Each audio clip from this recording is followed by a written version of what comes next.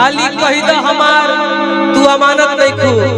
एगो super hit गाना रहे, लड़का इंस्टाग्राम रील के जमाना में हारमोनियम पे बैठ के गा दिया और वो गाना आज के डेट में सुपर डुपर ऊपर हिट हो गया। अबे बाबा भाव रहेगा ना बाजिया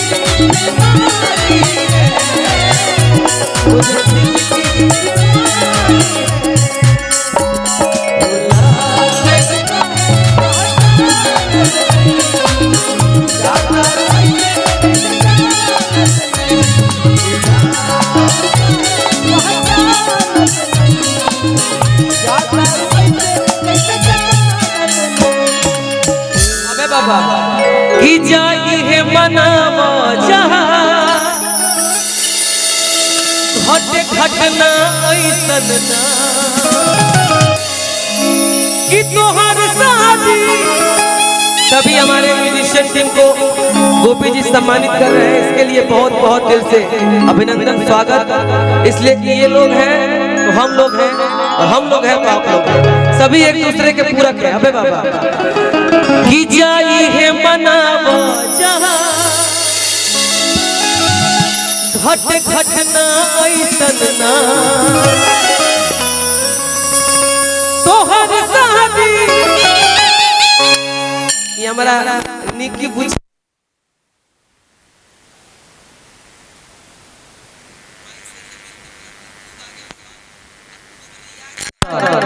ये जरूरी बा, गाते रहिए, हर वक्त गाते रहिए, हर समय गाते रहिए, उठी सूती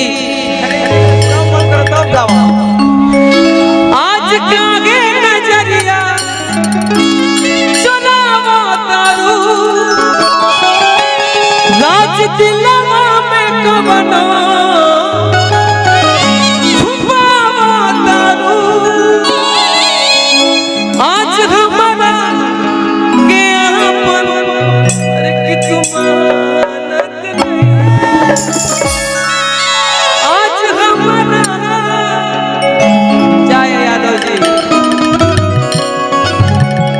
आज हमारा के अपन तुमानत नहीं। वो भी मेरा परम मित्र है कि भूला आज हमारा की जाई है मनावा जहां घट घटना ऐसन ना तोहर शादी मोर सराहना कर पार जाए।